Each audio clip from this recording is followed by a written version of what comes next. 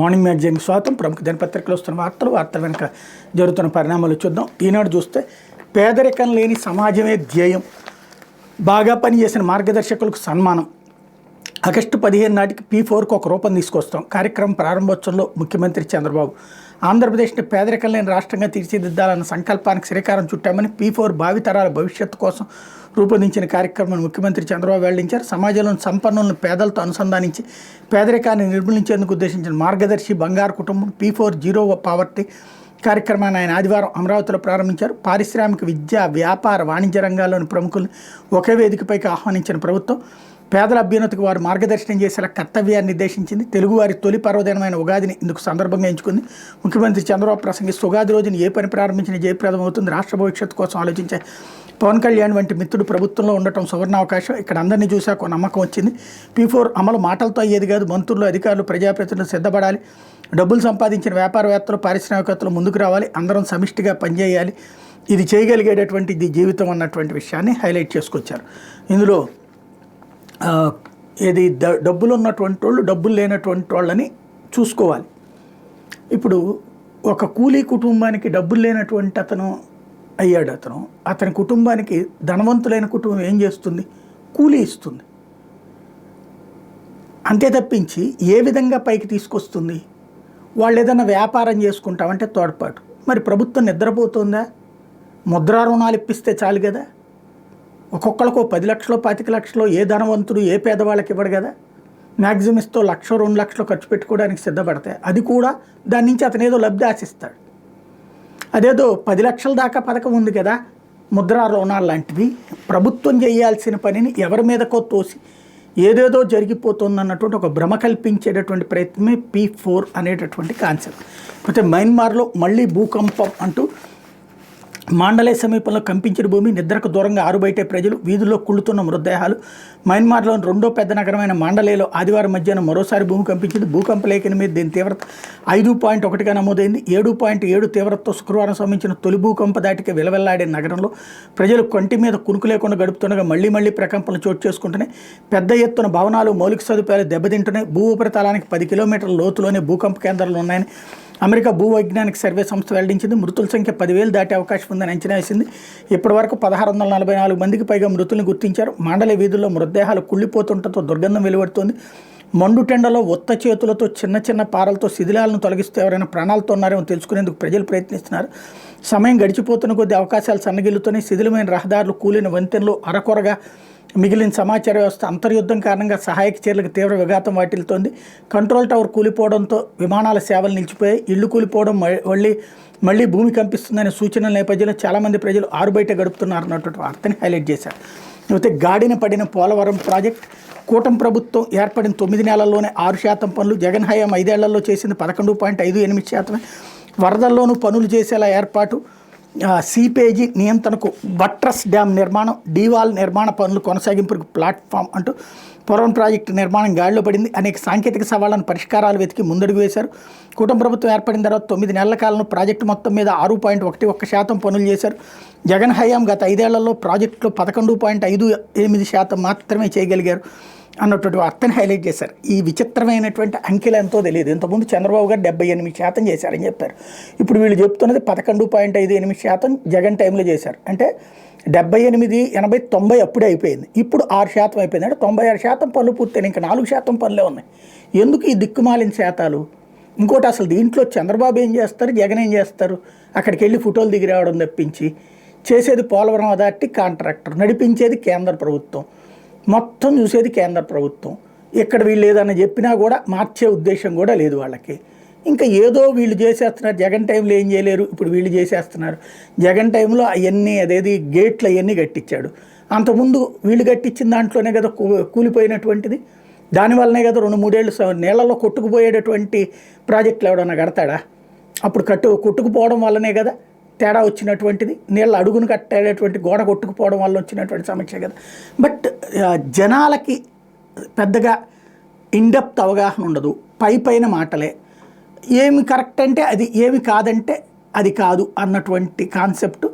Copper dam ఎందుకు కూలిపోయింది ఆ రోజున? కాపర్ డ్యామ్ కూలిపోకపోతే అసలు ఈ పాటికి పోలవరం పూర్తి అయిపోయేది. కాపర్ డ్యామ్ కొట్టుకుపోయింది ఎప్పుడు? 2020లో ఎందుకు కొట్టుకుపోయింది ఆ టైంకి 2019-20 నాటికి సరిగ్గా కట్టకపోవడం వల్ల. అది స్పష్టంగా తేలింది కదా, సరిగ్గా కట్టకపోవడం వల్ల కాదు. కాపర్ డ్యామ్ కట్టిన తర్వాతన ఇంకొక వైపున అక్కడ ముంపుకు గురయ్యేటటువంటి వాళ్ళకి పునరావాసం కల్పించకుండానే పూర్తి చేయాలన్నటువంటి అతి తెలివితేటలతో 2 బెజ్జాలు పెట్టుంచారు. ఆ బెజ్జాల వాటర్ అంతా వచ్చి దీని మీద పడింది, దాంతో కొట్టుకుపోయింది. ఇది బహిరంగంగా చెప్పినటువంటిదే కదా నిపుణులు. కానీ ఆ ఇన్డెప్త్ విషయాలు చెప్పరు. ఎంతసేపటికి రాజకీయం రాజకీయం రాజకీయం, వార్తల్లో దరిద్రపు రాజకీయమే నడుస్తుంది. లేకపోతే మల్లన్న రథోత్సవం, శ్రీశైలం జనసంద్రం అంటూ శ్రీశైల మహాక్షేత్రంలో ఆదివారం ఉగాది పర్వదినం సందర్భంగా బ్రహ్మరాంబ మల్లికార్జున స్వామివారి రథోత్సవం నేత్రశోభితంగా జరిగింది. వివిధ వర్గాల పుష్పాలతో అలంకరించే రథంపై, వివిధ వర్ణాల పుష్పాలతో అలంకరించే రథంపై స్వామి అమ్మవార్ల ఉత్సవమూర్తులను కొలువుదీర్చి అర్చకులు పూజలు నిర్వహించారు. లక్షల మంది భక్తజనం మధ్య ఆలయ ప్రధాన వీధిలో రథోత్సవం కన్నుల పండుగ జరిగింది. రాత్రి 8 గంటలకు బ్రహ్మరాంబాదేవి రమావాణి సేవిత రాజరాజేశ్వరిగా భక్తులకు దర్శనమిచ్చారు. అమ్మవారికి విశేష పూజలు చేశారన్నటువంటి వార్తని హైలైట్ చేశారు. అయితే 375 కోట్లతో Reliance bio energy plant Kakinada జిల్లాలోని పెద్దాపురం పారిశ్రామిక ప్రాంతంలో Reliance bio energy limited 3 compressed biogas కాంప్లెక్స్లు నిర్మిస్తోంది. వీటిలో తొలి యూనిట్ ఏప్రిల్ 2న ప్రారంభం కాబోతుంది. మిగిలిన 2 ఏడాది మే ఆగస్టు నాటికి అందుబాటులోకి రాబోతున్నాయి. 60 ఎకరాల విస్తీర్ణంలో 375 కోట్లతో నిర్మించే ఈ 3 యూనిట్ల ద్వారా రోజు 67.53 టన్నుల గ్యాస్ ఉత్పత్తి చేయనున్నట్టు రిలయన్స్ ప్రతినిధులు తెలిపారు. 114 కోట్లతో ఇప్పటికే నిర్మించిన యూనిట్ 1ని మంత్రి నారా లోకేష్ ప్రకాశం జిల్లా పీసీపల్లి మండలం దివాకర్పల్లి నుంచి వర్చువల్గా ప్రారంభించనున్నారు. ప్లాంట్ల నిర్మాణ బాధ్యతలు చేపట్టినటువంటి GPS renewables company senior vice president Vamsikrishna ఇతర ప్రతినిధులు ఉగాది సందర్భంగా ఆదివారం పూజలు చేస్తే నారా లోకేష్ ఇవాళ ప్రారంభోత్సవం చేస్తున్నారు అన్నటువంటి వార్తని హైలైట్ చేశారు. అయితే ఎరువుల వాడకంలో తగ్గేదేలే. 2023-24 ఎకరాకు 255 కిలోలు, దేశ సగటు కంటే 82% అధికం. గుంటూరు పల్నాడు జిల్లాల వినియోగం మరింత ఎక్కువ అంటూ ఎరువులను విపరీతంగా వాడుతున్నారన్నటువంటి వార్తని హైలైట్ చేశారు. 7 జిల్లాల్లో మాత్రం దేశ సగటు కంటే తక్కువే వాడుతున్నారన్నటువంటి వార్తని హైలైట్ చేశారు. లేకపోతే చిట్టి మనసులకు మాట తోడు. బాల్యంలో మెదడు వేగంగా అభివృద్ధి చెందుతుంది. ఆ సమయంలో చిన్నారులు ఎదుర్కొన్న పరిస్థితుల అనుభవాలు వారి వ్యక్తిత్వ నిర్మాణంలో ప్రముఖ పాత్ర పోషిస్తాయి. ఇప్పటి పిల్లల్లో ఎక్కువ మంది చిన్న కుటుంబాల్లో పెరుగుతున్నారు. తోబుట్టువులు లేక ఒంటరిగా ఉండేవారు చాలామంది ఉన్నారు. ఉద్యోగ ఒత్తిళ్లతోనూ గ్యాడ్జెట్లతోనూ తలమునకలవుతున్న తల్లిదండ్రులు తమ పిల్లలకు తగినంత సమయం కేటాయించట్లేదు. దీంతో ఆలోచనలు పంచుకోవడానికి ఎవరూ లేక చిన్నారులు కుంగుబాటుకు గురవుతున్నారు. ఆ పరిస్థితి రాకుండా మీ చిన్నారులతో సమయాన్ని గడపండి అన్నటువంటి ఒక ప్రత్యేక కథనాన్ని ప్రొజెక్ట్ చేసుకొచ్చారు. లేకపోతే ఆ 3 గంటలు పార్కులో విశ్రాంతి అంటూ పాస్టర్ ప్రవీణ్ కేసులో వెలుగులోకి. రాజమహేంద్రవరంలో ఇటీవల మృతి చెందిన పాస్టర్ ప్రవీణ్ కుమార్ విజయవాడలో 3 గంటల పాటు ఎక్కడ ఉన్నారన్న మిస్టరీ వీడింది. హైదరాబాద్ నుంచి బుల్లెట్ బైక్పై బయలుదేరిన పాస్టర్ ఈ నెల 24 విజయవాడ మీదుగా రాజమహేంద్రవరం చేరుకున్నారు. పోలీసుల దర్యాప్తులో విజయవాడలో 3 గంటల పాటు ఆయన ఆచూకీ దొరకలేదు. ప్రవీణ్ అలసిపోయి తన ద్విచక్ర వాహనాన్ని రామవరపాటి రింగ్కి 50 మీటర్ల ముందుగా జాతీయ రహదారిపై ఆపి పక్కన కూర్చున్నట్టు పోలీసులు గుర్తించారు. నగరంలోకి సాయంత్రం 5 గంటలకే చేరుకున్న ఆయన రాత్రి 8:45 గంటలకు ఎనికేపాడు దాటినట్టు సీసీ కెమెరాలో నమోదైంది. ఆ 3 గంటల పాటు ప్రవీణ్ ఎక్కడికి వెళ్లారని పసిగట్టడం పోలీసులకు సవాల్గా మారింది. మహానాడు జంక్షన్ నుంచి ఎనికేపాడు వరకు సుమారు 200 కెమెరాలను పోలీసులు గత 2 రోజులుగా జల్లెడబెట్టారు. విజయవాడలోకి ప్రవేశించే ముందే గొల్లపూడి వద్ద ఉన్న సీసీ కెమెరాలు నమోదైన దృశ్యాలు బుల్లెట్ బైక్ పాక్షికంగా దెబ్బతిన్నట్టు గుర్తించారు. సాయంత్రం 4:45 గంటలకు విజయవాడ శివారు గొల్లపూడిలో పెట్రోల్ బంకుకు ఆయన చేరుకున్నారు. అక్కడ పెట్రోల్ పోయించుకుని ఫోన్పే ద్వారా నగదు బదిలీ చేశారు. అక్కడి నుంచి బయలుదేరి కనకదుర్గ పైవంతెన వారధి మీదుగా బెంజ్ సర్కిల్ చేరుకున్నారు. 5:20 గంటలకు రామవరపాడు రింగ్కి కొద్ది దూరంలో బైక్ ఆపి కూర్చున్నారు. ఇది గమనించి అక్కడికి వచ్చిన ట్రాఫిక్ ఎస్ఐ సుబ్బారావు అతనికి తాగునీరు ఇచ్చి పక్కన ఉన్న పార్కులో కూర్చోబెట్టారు. తాను హైదరాబాద్ నుంచి రాజమహేంద్రవరం వెళ్తున్నానని ప్రవీణ్ ఎస్ఐకి చెప్పారు. బైక్ హెడ్లైట్ దెబ్బతిని ఉండటంతో అప్పటికే బైక్ ఎక్కడో ప్రమాదానికి గురైనట్టు పోలీసులు గుర్తించారు. హెల్మెట్ ఉండటం వల్ల ప్రాణాపాయం నుంచి బయటపడ్డారని గమనించారు. ప్రవీణ్ ఫోటో తీసుకున్నారు. పాస్టర్ సాయంత్రం 5:30 నుంచి రాత్రి 8:30 గంటల వరకు అక్కడ పార్కులో విశ్రాంతి తీసుకున్నారు. అనంతరం ఎస్ఐ టీ తెప్పించి ఇచ్చారు. తర్వాత తన ద్విచక్ర వాహనంపై ఆయన రామవరపాడు రింగ్ మీదుగా వెళ్ళిపోయారన్నటువంటి వార్తని హైలైట్ చేశారు. ఇప్పటిదాకా దీని మీద తప్పుడు ప్రచారాలతో హిందువులు చేశారు, మర్డర్ చేసేశారు అంటూ తప్పుడు ప్రచారాలు చేసేసి ఫోన్పే డబ్బులు ఎక్కడికి వెళ్ళినాయి, లేకపోతే రోడ్డు పక్కన ఎక్కడున్నారు, 3 గంటల పాటు ఏమైపోయారు, చనిపోయింది అక్కడైతే ఎక్కడేదో జరిగిపోయింది, అక్కడ ఆల్రెడీ తన బండిని నడపడంలో ఎలాగ గందరగోళం అవుతుందో చూశారు. అయినా సరే అట్లా రాసుకొచ్చారు లేదా అలా మాట్లాడుకొచ్చారు. ఇప్పుడు ఈ అసలు నిజాలు తెలిసిన తర్వాత మరి ఏం మార్చుకుంటారంటే ఏం మార్చుకోరు. ఆ అనుమానాలు అలాగే సృష్టించే వాళ్ళు సృష్టిస్తూనే ఉంటారు.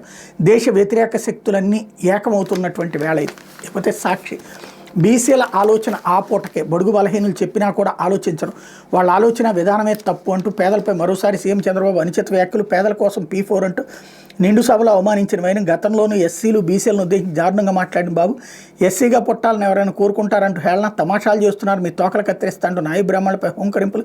నేనేసిన రోడ్లపై నడుస్తున్నారు, నేను ఇస్తున్న రేషన్ తింటున్నారు, నా కోటెందుకు వేరైన బాబు, యథారాజీ అన్నట్టు టీడీపీ నేతలది అదే ధోరణి. దళితులు మీకెందుకురా రాజకీయాలన్న చింతమనేని.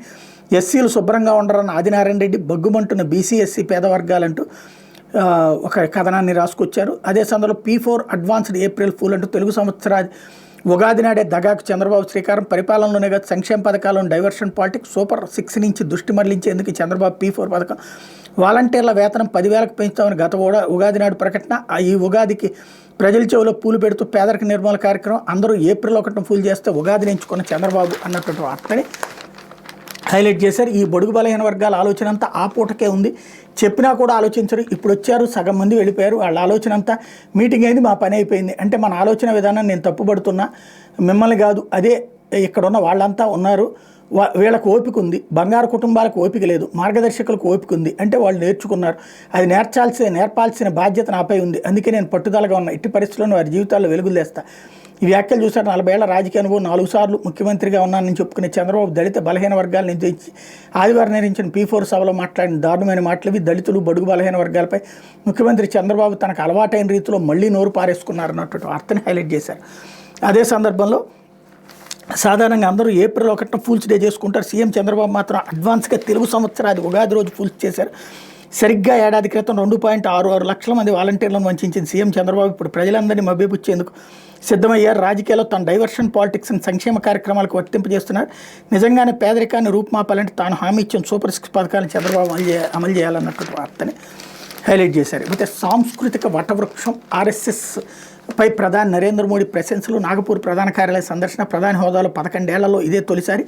జాతి ప్రయోజనాలే లక్ష్యంగా మన సంస్కృతిని, ఆధునికతను RSS నిత్యం పరిరక్షిస్తోంది. ఇందుకోసం అసంఖ్యాకులైన కార్యకర్తలు దేశవ్యాప్తంగా నిస్వార్థంగా కృషి చేస్తున్నారు. 2047 కల్లా వికసిత్ భారత్ లక్ష్యంగా పురోగమిస్తున్న వేళ RSS 100 ఏళ్ల తపస్సు ఇప్పుడు ఫలాలు అందిస్తోంది అన్నటువంటి వార్తని హైలైట్ చేశారు. అయితే మన దగ్గరే బంగారు కొండ అంటూ భారతీయుల వద్ద 25,000 టన్నుల గోల్డ్. టాప్ 10 కేంద్ర బ్యాంకులను మించిన నిల్వలు. సుమారు 25,000 టన్నులు భారతీయుల వద్ద ఉన్న మొత్తం బంగారు నిల్వలు. ఇందులో కొత్త ఉందనుకుంటున్నారు. బంగారం అంటే మన వాళ్ళకు అమితమైన ప్రేమ ఉంది కాబట్టి ఆ మాత్రం ఉండొచ్చు అనే కదా మీ ఆలోచన. అసలు విషయం చెప్తే నోరేళ్ళు పెట్టాల్సిందే. ప్రపంచంలోని 10 ప్రధాన కేంద్ర బ్యాంకులు అంటే RBI లాంటి సెంట్రల్ బ్యాంక్స్ వద్ద ఉన్న మొత్తం బంగారు నిల్వల కంటే మన భారతీయుల వద్ద ఉన్న బంగారం ఎక్కువని HSBC గ్లోబల్ తాజా నివేదికలో వెల్లడించింది. భారతీయుల కుటుంబాల్లో ఉన్న బంగారు కొండ ఏ పాటితో దీన్ని బట్టి అర్థమవుతుంది అన్నట్టు వార్తని హైలైట్ చేశారు. అయితే మారుతల్లి కర్కశత్వం. 6 ఏళ్ల పిల్లలిద్దరిని విచక్షణ చిత్రహింసలు. గొంతులోని బాలుడి హత్య. పెనం మీద కూర్చోబెట్టడంతో మరో బాలుడికి తీవ్ర గాయాలు. గుంటూరు జిల్లా ఫిరంగపురంలో దారుణం అన్నట్టు వార్తని హైలైట్ చేశారు. ఇకపోతే మండే ఎండ జాగ్రత్తలే అండ అంటూ ఏడాది ముందుగానే అధిక ఉష్ణోగ్రతలు నమోదు. మార్చి నెలలోనే పలు ప్రాంతాలకు 42 డిగ్రీలకు పైగా. రానున్న రోజులు మరింత పెరిగే అవకాశం ఉందన్న వాతావరణ శాఖ అన్నట్టు వార్తని హైలైట్ చేశారు. ఇకపోతే సన్కి స్ట్రోక్. సన్ రైజర్స్ హైదరాబాద్కు వరుసగా 2వ ఓటమి. 7 వికెట్ల తేడాతో నెగ్గిన ఢిల్లీ క్యాపిటల్స్. మిచెల్ స్టార్క్కి 5 వికెట్లు. మరోవైపు రాజస్థాన్ ఖాతా తెరిచింది. చెన్నైపై 6 పరుగుల తేడాతో విజయం అన్నట్టు వార్తని హైలైట్ చేశారు. అయితే శభాష్ పోలీస్ అంటూ 57% 2023-24 నిందితులను అరెస్ట్ చేయడంలో పోలీసులు ఖచ్చితంగా నిబంధనలు పాటించేవారని చెప్పినవారు. ఆందోళనలు, ధర్నాల కేసుల విషయంలో పోలీసులు సంయమనంతో వ్యవహరించారని చెప్పేవాళ్ళు 51%. చిన్న సంఘటనలకు సంబంధించి కౌన్సిలింగ్ ద్వారా పరిష్కరించిన కేసులు 49%. 2023-24 శభాష్ పోలీస్ అంటూ వైఎస్ జగన్ హయాంలో ఏపీ పోలీస్ శాఖ దేశంలోని అత్యున్నత ర్యాంక్. నాడు సమర్థంగా విధులు నిర్వహించిన ఏపీ పోలీస్. నిబంధనల మేరకు అరెస్టులు. 23-24 ఉత్తమ పోలీసింగ్లో దేశంలో 2వ స్థానం. కామన్ కాజ్ లోక్నీతి CSDS సర్వేలో వెల్లడే అన్నటువంటి వార్తని హైలైట్ చేశారు. అయితే వైఎస్ఆర్సీపీ కార్యకర్త దారుణ హత్య. కురుబ లింగమయ్యపై దాడి చేసిన టీడీపీ నేతలు. తలకు బలమైన గాయం, చికిత్స పొందుతూ మృతి. శ్రీ సత్యసాయి జిల్లా రాఫ్తాడ్లోని రామగిరి మండలం పాపిరెడ్డిపల్లికి చెందిన వైఎస్ఆర్సీపీ కార్యకర్త కురుబ లింగమయ్యను టీడీపీ కార్యకర్తలు ఆదివారం నాడు దారుణంగా హత్య చేశారు. ఎమ్మెల్యే పరిటాల సునీత సమీప బంధువైన టీడీపీ నేతలు ఆదివారం రాళ్లు, కర్రలు, ఇనపరాడ్లతో లింగమయ్యతో పాటు అతని 2 కుమారులపై దాడి చేశారు. ఈ దాడిలో లింగమయ్య తలకు బలమైన గాయం కావడంతో అనంతపురంలోని ప్రైవేట్ ఆసుపత్రిలో చికిత్స పొందుతూ మృతి చెందారు. చిన్న కుమారుడు శ్రీనివాసుడు ముఖం పైన బలమైన గాయాలయ్యాయి. బాధితుల కథనం మేరకు రామగిరి ఎంపీపీ ఉప ఎన్నిక నేపథ్యంలో 2 రోజుల క్రితం పాపిరెడ్డిపల్లిలో వైఎస్ఆర్సీపీ నేత జయచంద్రారెడ్డి ఇంటిపై ఎమ్మెల్యే పరిటాల సునీత సమీప బంధువులైన ధర్మవరపు రమేష్ కుటుంబ సభ్యులు రాళ్ల దాడి చేశారు. ఆ సమయంలో జయచంద్రారెడ్డి ఊళ్ళో లేరు, కుటుంబ సభ్యులు మాత్రమే ఇంట్లో ఉన్నారు. ఇలా ఇంటిపై దాడి చేయడం తగదని జయచంద్రారెడ్డి రాగానే సామరస్యంగా మాట్లాడుకుందాం వైఎస్ఆర్సీపీ కార్యకర్త లింగమయ్య వాళ్ళకి సర్ది చెప్పి పంపేశారు. దీని పరిటాల బంధువులు జీర్ణించుకోలేకపోయారు. వైఎస్ఆర్సీపీకి అనుకూలంగా ఉన్నారనే కారణంతో లింగమయ్య కుటుంబంపై కక్ష పెంచుకున్నారు.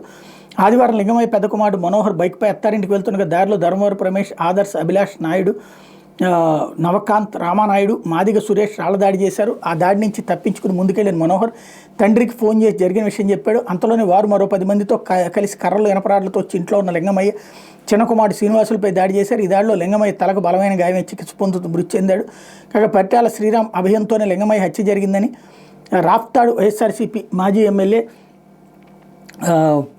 తోపుదుర్తి ప్రకాష్ రెడ్డి అన్నారు. ఇటీవల పరిటాల శ్రీరామ్ పాపిరెడ్డిపల్లిలో మాట్లాడుతూ మండలానికి ఒకరిని చంపితే కానీ వైఎస్ఆర్సీపీ వాళ్ళకి భయం పుట్టదని అన్నారని గుర్తు చేశారు. వాళ్ళ అరాచకాలకు రామగిరి ఎస్ఐ ఏకపక్షంగా మద్దతు తెలుపుతున్నారని ఆరోపించారన్నట్టు వార్తని హైలైట్ చేశారు. అయితే వైఎస్ఆర్సీపీ నాయకులకు రిమాండ్ అంటూ పల్నాడు జిల్లా మాచివరం మండలం పిన్నెల్లి గ్రామానికి చెందిన వైఎస్ఆర్సీపీ నేతలు చింతపల్లి పెద్ద సైదా అల్లా బక్షులకి Piduguralla junior civil court judge 14 రోజులు రిమాండ్ విధించారు. దీంతో వీళ్ళని గురజాల సబ్ జైలుకి తరలించారు.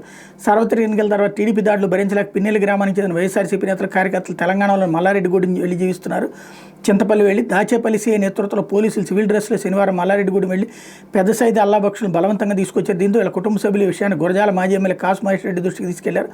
ఆయన స్పందించి వారితో హైకోర్టులో హెబియస్ కార్పస్ పిటిషన్ దాఖలు చేయించారు. దీనిపై శనివారం రాత్రి విచారించిన హైకోర్టు పెద్ద సైదా అల్లా బక్షులను సీసీ కెమెరాలో ఉన్న పోలీస్ స్టేషన్ నుంచి ఆదివారం మ్యాజిస్ట్రేట్ ఎదుట హాజరుపరచాలని ఆదేశించింది అన్నట్టు వార్తని హైలైట్ చేశారు. ఇకపోతే ఆంధ్రజ్యోతి పేదవాడిని పైకి తెద్దాం అంటూ అమెరికా, ఆస్ట్రేలియా, ఇంగ్లాండ్, జర్మనీ ఎక్కడికి వెళ్ళిన భారతీయులు ఎక్కువ, ఆ దేశాల్లో ఎక్కువ డబ్బులు సంపాదించే తెలివితేటలుండే ఏకైక జాతి మందే, వాళ్ళలో కనీసం 30% మంది తెలుగువారు ఉండాలి.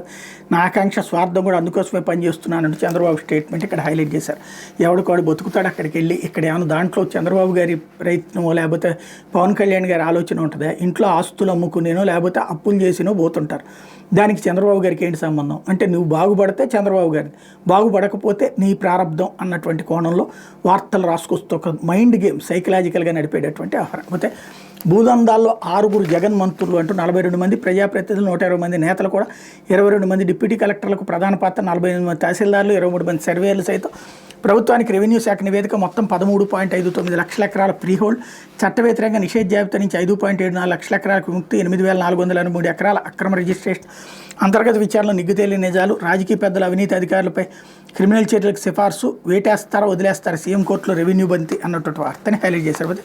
విజయవాడలో ఆ 4 గంటలు పాస్టర్ ప్రవీణ్ మృతి కేసులో వీడుతున్న చిక్కుముళ్ళు. విజయవాడకు రాకముందే ఒకసారి రోడ్డు ప్రమాదం, పగిలిన బుల్లెట్ హెడ్లైటు, పాస్టర్ చేతికి గాయాలు, గొల్లపూడి పెట్రోల్ బంకు వద్దకు చేరే సమయానికి సిబ్బందితో మాట్లాడలేని స్థితిలో చేతిలో సైగలు. రామవరపాటి రింగ్ సమీపంలో 2వ ప్రమాదం, పక్కన కూర్చోబెట్టిన ట్రాఫిక్ ఎస్ఐ, ఆటో డ్రైవర్లు, ట్రాఫిక్ బూత్ వద్ద 3 గంటలు నిద్రపోయిన పాస్టర్, మద్యం మత్తులో వాహనం నడపడం నేరమని పాస్టర్కి ట్రాఫిక్ ఎస్ఐ సుబ్బారావు కౌన్సిలింగ్, వెళ్లొద్దని వారించినా పట్టించుకోకుండా ప్రయాణం, తిరిగి ఏలూరులో మరో మద్యం సీసా కొనుగోలు, సీసీ ఫుటేజీలను స్వాధీనం చేసుకున్న పోలీసులు అన్నటువంటి వార్తని హైలైట్ చేశారు. అయితే ఆ శక్తి తగ్గుతున్నాయి. మా దగ్గరికి వచ్చే జంటలు 20% మందికి ఆరోగ్యపరంగా ఏ సమస్య ఉండదు, కానీ పిల్లలు పుట్టడం లేదని చెప్తారు. అన్ని పరీక్షలు చేసిన తర్వాత వాళ్ళకి మేము ఇచ్చే సలహా ఏంటంటే నెలసరి అయిన తర్వాత కనీసం 10 నుంచి 17 రోజుల్లోపు రోజు సెక్స్లో పాల్గొనమని. సెక్స్లో పాల్గొనడానికి కూడా షెడ్యూల్ వేసుకుంటున్న జంటలకు అంతకు మించి ఏం చెప్పగలమని డాక్టర్ శాంతి చెప్పారన్నటువంటి వార్తని హైలైట్ చేశారు. ప్రస్తుతం చాలా సమస్యలు ఎదురవుతున్నాయి అన్నటువంటి కాన్సెప్ట్ని హైలైట్ చేశారు. అయితే ఎవరి పంచాంగం వారిదే అంటూ తెలుగువారి నూతన సంవత్సరం ప్రారంభమయ్యే ఉగాది రోజు పంచాంగం వినడం ఆనవాయితీ. ఉగాదితో ప్రారంభమయ్యే నూతన సంవత్సరం ఎలా ఉంటుందన్న ఆసక్తితో దాదాపు ప్రతి వాళ్ళు పంచాంగ శ్రవణం చేస్తారు. ఈ క్రమంలో రాజకీయ పార్టీలు, ప్రభుత్వం కూడా ఉగాది వేడుకలు నిర్వహించి పంచాంగ శ్రవణానికి ప్రాధాన్యం ఇస్తాయి. అయితే అసలు పంచాంగాలు ఎలా ఉన్నా ఏ ఎండక ఆ గొడుగు అన్నట్టుగా పంచాంగకర్తలు ఆ పార్టీల కార్యక్రమాలు ఆ నేతలకు అనుకూలంగా పంచాంగాన్ని వండి వారుస్తున్నారు. దశాబ్దం కిందటి వరకు ఎలా ఉన్నా గత 10 ఏళ్ల నుంచి మాత్రం పార్టీలు, నాయకులు మెప్పు కోసం పంచాంగకర్తలు ఎవరి పంచాంగం వారిది అన్నట్టుగా వ్యవహరిస్తున్నారు. తాజాగా కూడా రాష్ట్రంలో ఇదే కనిపించింది. విశ్వావసునామ ఉగాది పర్వదినాన్ని పురస్కరించుకుని రాష్ట్ర ప్రభుత్వం టీడీపీ, వైసీపీ కార్యాలయాల్లో వేడుకలు నిర్వహించారు. సదరు 3 పంచాంగకర్తలు 3 విధాలుగా పంచాంగ పఠనం చేసి నాయకులు మెప్పించే ప్రయత్నం చేయడం గమనార్హం. వైసీపీ అధికారంలోకి వచ్చేస్తుందని ఆ పార్టీ అధినేత జగన్ జాతకం ఏడాది దేదీప్యమానంగా వెళ్ళిపోతుందని సిద్ధాంతి నారాయణమూర్తి చెప్పడం గమనార్హం. కానీ వాస్తవానికి రాష్ట్రంలో ఎన్నికలు జరిగేందుకు మరో 4 ఏళ్ల సమయం ఉంది. అప్పటికి కూడా నేతలను ఆడిని బట్టి ఎవరికి అధికారం దక్కుతుందనేది ప్రజలే నిర్ణయిస్తారు. కానీ సిద్ధాంతి నారాయణమూర్తి మాత్రం వైసీపీ నాయకుల మనసుకు ఇష్టమైన మాటలు చెప్పి మెప్పించే ప్రయత్నం చేశారని విమర్శలు వినిపించే మంగళగిరిలోని టీడీపీ ప్రధాన కార్యాలయం నిర్వహించిన ఉగాది కార్యక్రమంలో సిద్ధాంతి మాచిరాజు వేణుగోపాల్ పంచాంగ పఠనం చేశారు. ఈయన కూడా టీడీపీని పొగడతలతో ముంచెత్తారు. టీడీపీ అంటే తులారాశి అని, ఏడాది తులారాశికి చాలా బాగుందన్నారు.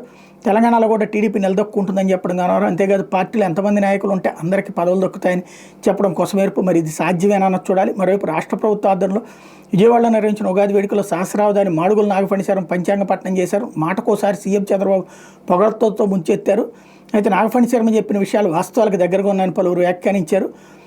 గతంలో ఇరుకుదారులను మార్చి ఇంద్రభవనాలను నిర్మించిన అంటే హైదరాబాద్ ముఖ్యమంత్రి చంద్రబాబు మరో మహానగర నిర్మాణం అమరావతి పూర్తి చేస్తారన్నారు. ఆయన లక్ష్యాన్ని ఎవరూ చేరుకోలేరని చెప్పారన్నటువంటి వార్తని హైలైట్ చేశారు. ఇక్కడ బాబు గారికి అనుకూలంగా చెప్పారు కాబట్టి అది కరెక్ట్, జగన్కి అనుకూలంగా చెప్పారు కాబట్టి అది రాంగ్ అన్నటువంటి కోణాన్ని ఆంధ్రజ్యోతి తన వార్తల ద్వారా ప్రొజెక్ట్ చేసుకొచ్చింది. ఇది దినపత్రికలో వచ్చిన వార్తలు వెనకాల జరుగుతున్న పరిణామాలు.